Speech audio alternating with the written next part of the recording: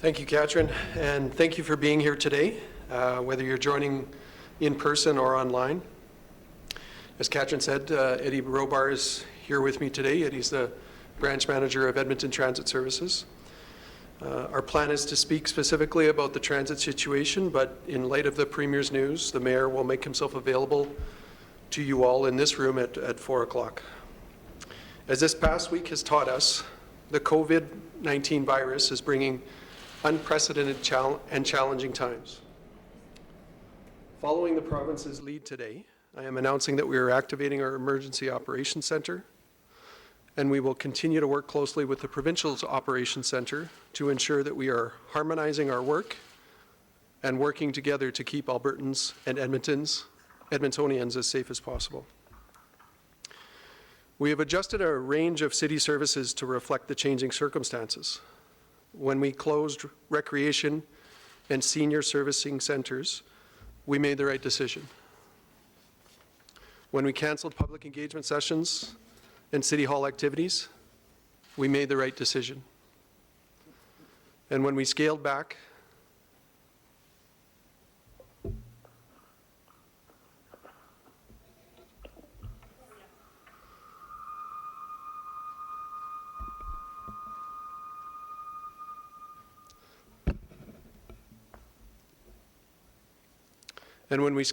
transit service, we made the right decision too. But because the customer service experience wasn't what it should have been, today we are adjusting and we're responding to these realities. I've said it before and I will say it again, these are unprecedented times and we are figuring things out minute by minute, hour by hour. Here is what was behind the bus and LRT service decisions that were made yesterday. We wanted to minimize the amount of change for passengers, and we stand by that. We announced that the transit service would be adjusted to Saturday service. We chose this approach because a widespread adjustment would be difficult to implement quickly, and would be difficult to relay to passengers in a short time frame. Saturday schedules already exist, and passengers know what they are. We wanted to keep people safe, and we stand by that. By reducing service, we are also able to rotate buses and train cars regularly and clean them more often.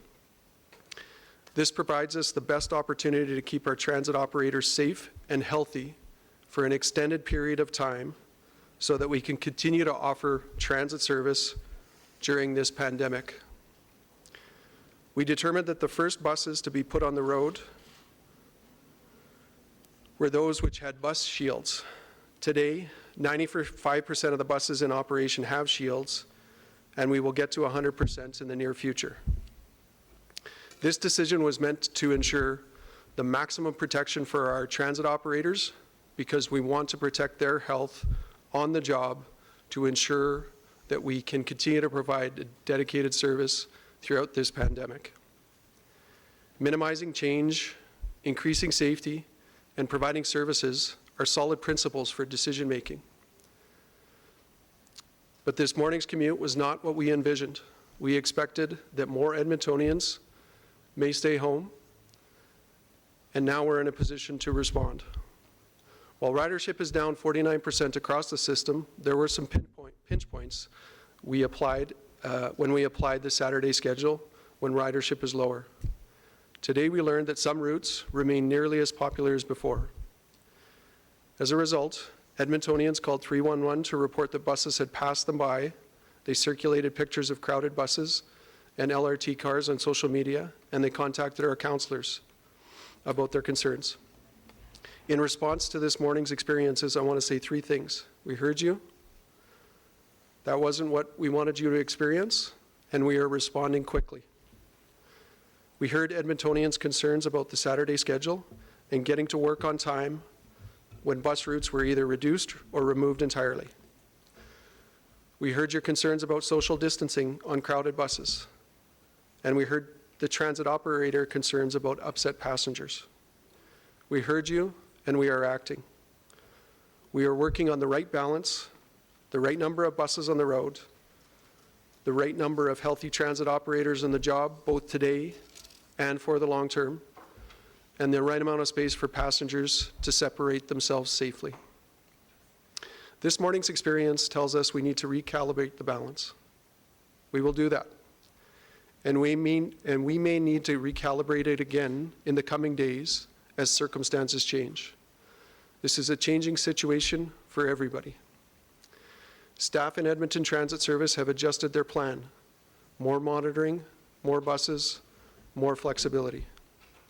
In terms of more monitoring, we're monitoring morning and afternoon rush hours and using those insights to help us plan for the next cycle. If needed, we will make adjustments day by day. In response to what we learned this morning, we are taking 3 important steps for this afternoon. More buses. Actually, more buses in 2 ways. We will add more buses during the peak times between 3 and 6 o'clock today.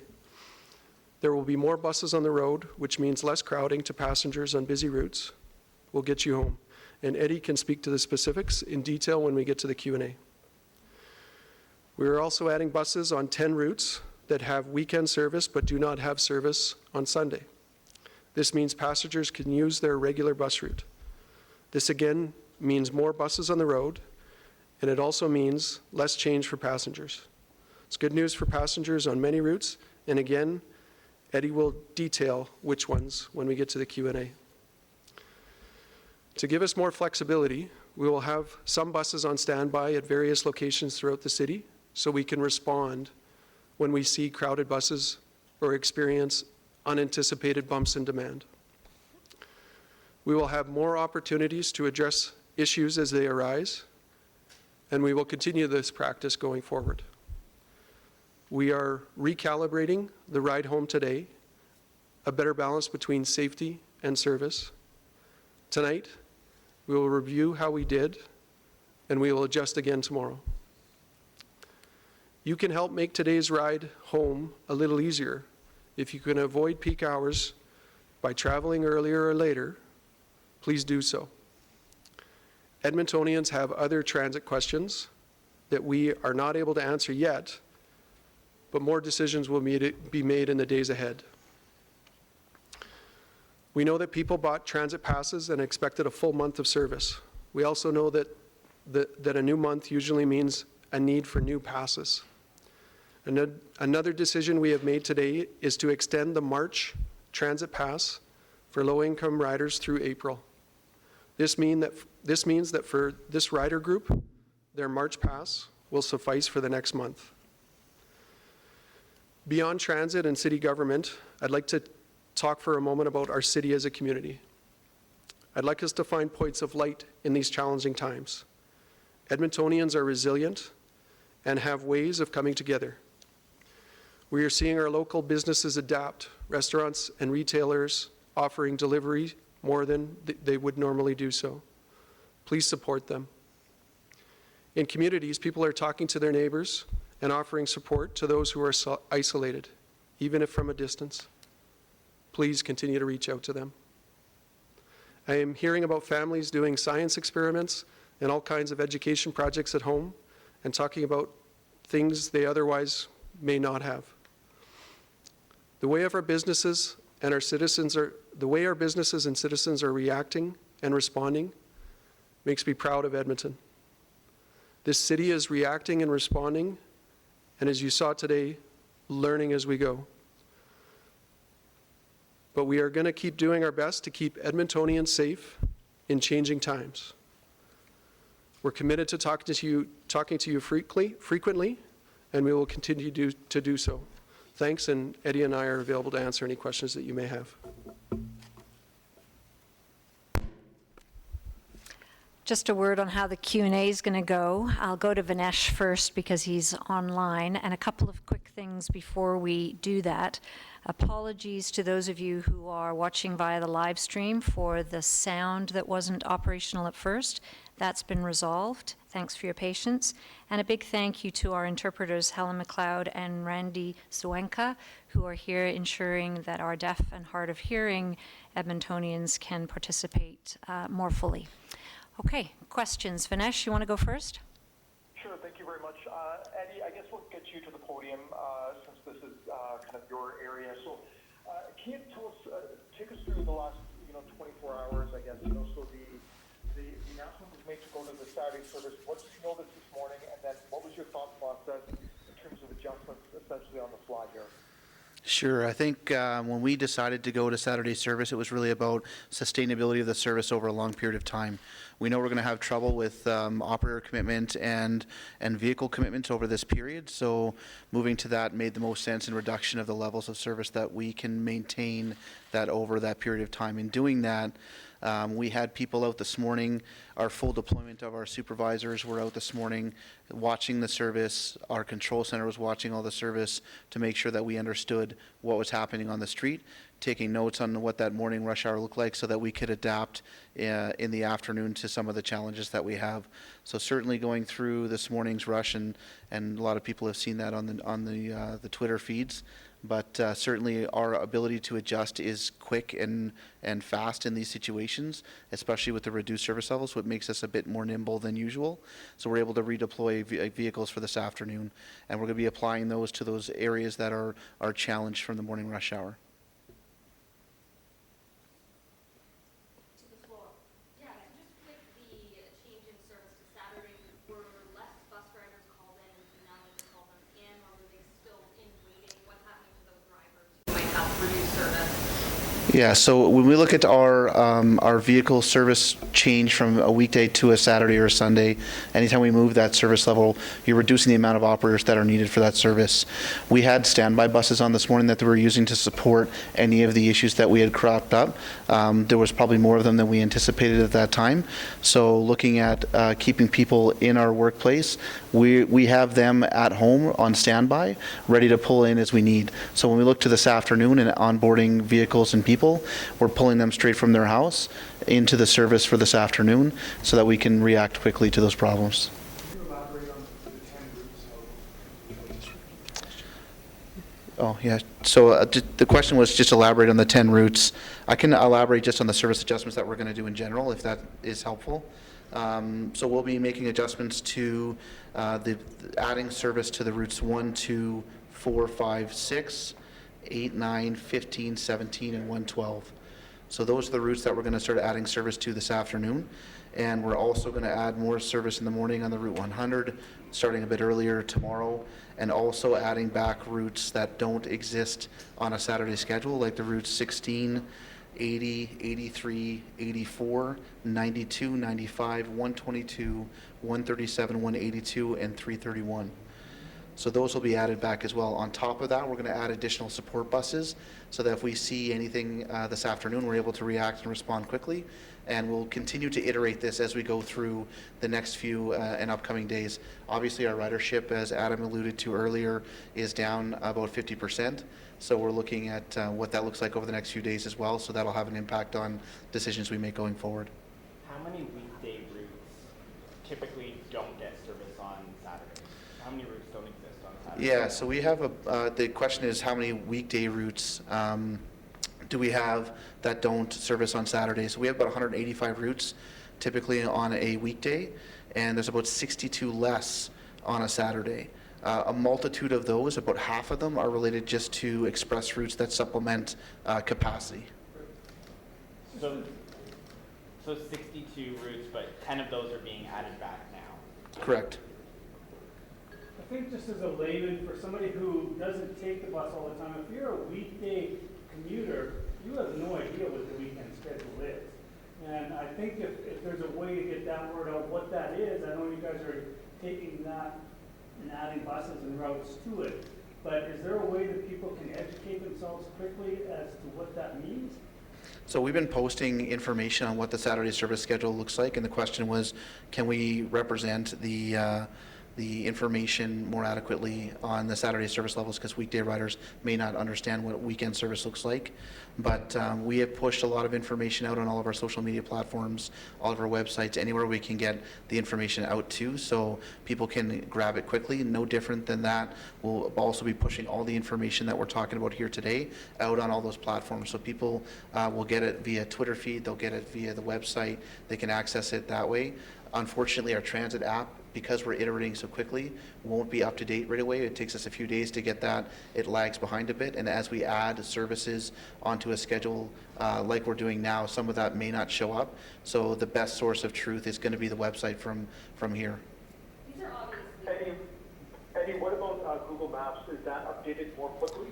It's the same concept. Actually, Google Maps is about 2 weeks behind. Okay. So, I mean, this is obviously uncharted waters, but there are some areas that are a bit ahead of us in this pandemic. Europe with Spain and Italy. Are you looking to other big cities at what to do? Is there something, a model we can model this off of? So the question was, are we looking at other big cities and what they're doing? The answer to that is absolutely yes. We are a part of the Canadian Urban Transit Association. We just had a call yesterday with every transit property across the country, looking at what they're doing, how people are approaching this situation. Certainly there are people going down our path and reducing service levels now and trying to get ahead of this before it becomes a problem. And there's other ones that are trying to carry on and see how far they can get before they start canceling. Just as recently as this morning, Detroit was announcing reduced bus service because they didn't have enough bus drivers or bus operators to run the service itself. So it's a problem for everyone right now, and certainly we're trying to be as consistent as possible. With this approach, we think we can apply the level of consistency to, once we settle down, to this service, so that we can get a consistent service level that we can sustain through this pandemic. If this is going to be a long-term thing, then it very well could be. Just for this week, would it make sense just to stay with the weekday traffic? Monitor what that is and what the numbers are, et cetera, and then that gives everybody 4, 5, 6 days to adjust as far as the weekend goes as well, and then everybody has time to think, okay, Monday, this is the new world, as opposed to doing it overnight like what happened. So the question was, would it have been more advisable to keep the weekday and adjust slower? And you started that question with if this is going to be long-term, and I'm going to answer the first one first, which is I want to prepare folks that this will be an extended period of time. And so in an extended period of time for key services, we need to plan to ensure that we can continue to provide those services throughout that period of time. So decisions that we make on transit and other critical services or key services, we do have to keep our eyes on the longer term as it relates to working through this curve of pandemic. And so the decisions that we made around going to the Saturday service were were directly related to that. And they were also directly related to the drop in transit ridership that we observed from one Monday to the next. And by dropping to a level of service, which was the Saturday, which is known by transit users because it is posted on our website, it is a base level of service, we allowed ourselves to be able to manage our resources to prepare for that longer term element that's needed to work through this pandemic. Eddie mentioned that through work of his team, the good work of his team, they're able to now zero in on specific areas where that service needs to move up, and we can allocate those resources in a controlled manner, not losing sight of the bigger picture to make sure that we have resources for the longer term. And the drop by 49% was since when? Monday, March 9th, sorry, the question was the 49% or 50%, what was that from and to? March 9th to March, this past Monday, March 16th, just about a 50% reduction in transit riders. I want to ask a clarification about the Emergency Operations Center. Just can you clarify what that means for us in the sense that it's not declaring a state of emergency for Edmonton?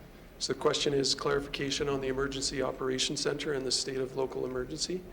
It is not a state of local emergency. It is following suit in terms of the province's activation, in terms of moving their provincial operations center to level 4.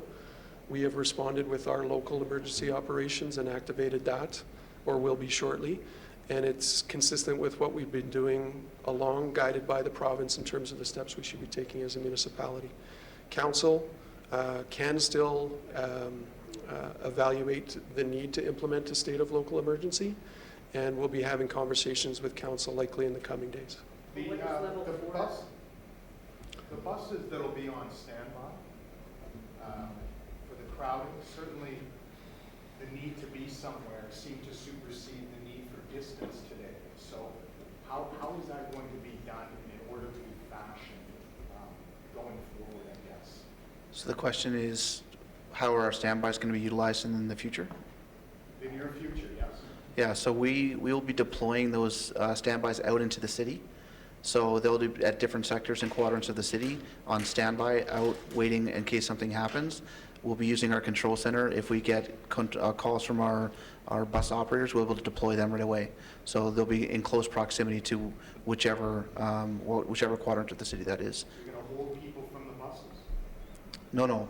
No, these buses are empty buses that we're going to deploy out in the field. I understand that, but Yeah. you're overcrowding on it, right? You're going to see it overcrowding on another bus to deploy these buses, no? So if we see overcrowding on a bus, we'll deploy this bus to smooth that out. So Is there any Eddie, can you talk about the industrial areas? So one concern that we heard is that that some industrial areas aren't being served, and that's preventing people to get them to work. So will these additional buses address that, or is there a contingency to deal with that? So we'll be adding routes back into those industrial areas. Is there any direction to bus drivers to limit the number of riders in a bus to create social distancing? Currently, there's not. Is there a plan to put that in? We're looking at all plans, so we're changing our plans day by day. So as this goes on and we look at where we're at, right now we're dealing with the capacity issues through adding vehicles to the service, and then we'll make adjustments as we need to. So there could be a time where we're doing that, but that time's not today. So if the bus drivers aren't able to tell the passengers, look, we're full, somebody needs to be there to let the passengers know that there's another bus on the way. Because they don't want to take the chance that they're going to be stuck there for another whole cycle. So maybe that, you said you had a bunch of your supervisors on site. Is that something you're looking at? Absolutely. I think that what we do with our, even though we're reducing our service to almost half, we've kept a full complement of supervisors on street, so they know where those issues are being deployed at, and they're the ones that will be communicating to the public side of it. So we have our control center who are in direct contact with all of our inspectors, and our inspectors are on street to kind of give information as needed, when needed, at these different locations. They're also deployed out in the field, and they're out ready to respond to any of these incidents. Who is making the call as far as sending more buses out? Like, are the supervisors able to do it there on site? So if they see things are getting crowded, they can call for other buses? How does that actually work? So I just want to go back to the question about the overcrowding and the steps that we're taking. Again, it's a balancing between making sure that we have the resources to be in place to ride this out for the long term and respecting the service to citizens that we need to provide. The steps that Mr. Robar identified today help to do that for sure. But as I said before, minute by minute, hour by hour, constant iteration, you may continue to see changes to the operations to respond to the circumstances that we're dealing with. In a week, we saw a 50% reduction in the amount of riders. So we have to be able to allow those iterations to happen to help us prepare to provide the best service. And it's tough to say this, but in this ever-changing environment, what we had 3 weeks ago is very different than what we have today. And I think folks need to recognize that this is an extremely dynamic and ever-changing situation, and we need to be responding. I'll let Eddie answer your specific question. I think what you said is absolutely true. We're all adjusting to what the new times are, but we're also being asked to social distance as well. So, there has to be that understanding from the passengers as well, that we keep hearing social distancing, et cetera, and then they look on a bus and it's twice as crowded as the one they usually get. So again, the steps that we're taking are helping to respond to that. And if we see that there are concerns or there's more issues with that, we'll respond again. So there isn't a clear, definitive, this isn't an A plus B equals C. This is an ever-changing situation that we need to respond to. And I want to applaud our folks. They are responding quickly when it comes to activating as many buses as they are from one peak hour to the next peak hour, all in an effort to maximize our ability to continue to provide the service through the pandemic and responding to citizens' needs. Eddie, how are transit operators feeling? Were they pushing for this change to the Saturday service? I think the question is how are transit operators feeling? I think they're feeling like anybody else. I think that it's a challenging time for them, just as anybody else. They're coming to work every day, which I appreciate because it's helping us with our service side of it. Certainly looking at the challenges that presents for them is as equally as challenging as the public. So we're trying to make sure that we put every effort in there to protect them and our passengers as we move forward, certainly getting to a right balance of what social distancing is and what that means for the operator as well, and our sustainability of our service over time. Our focus is to try and maintain a level of service for a length of time here and make sure that we can last this pandemic. And I think that they're of the same mind. Certainly we are attentive to their every need and making sure that they have what they need every day when they get into this environment, and making sure that we can be nimble and quick to respond. And I think that's the biggest thing that we're focused on, is being able to be flexible. Certainly with the reduction in the service level for us, it allows flexibility. So that flexibility for us is it's immediately responsive, and I think that helps us iterate as we go through this process. Last two questions, first from Natasha and then one more. Go ahead, Natasha. Thanks. What's the protocol for drivers being tested for the virus? Is it in the plans to do a regular testing? So their protocol, you want to take that? So the question is, what's the testing plan for drivers? So like like other instances in the province, we encourage folks that if they're feeling sick to stay home, and if those symptoms or they're experiencing symptoms that are consistent with this, to call 811, get direction from health services to go through the test. So we're not going to circumvent the processes that have been established by Alberta Health Services and Alberta Health. I have one more Dustin, last question. For Eddie, probably. Is there a possibility to deploy a fleet of larger buses? It looked like some of the buses were the smaller fleet. Do the larger ones not have shields yet? Is that why they weren't out? No, I think what we're doing right now is we're doing a lot of shifting of vehicles. So the question was, can we deploy larger vehicles? We have some 60-foot buses in our fleet. We have about 35 of them. We'll be deploying as many of those as we possibly can. So part of this iterative process for us is doing that, but we are doing a lot of shifting buses to different facilities right now overnight and moving those buses to the right locations so that we can deploy them in the morning. So we didn't get a full complement out this morning, but we plan on having a full complement out tomorrow.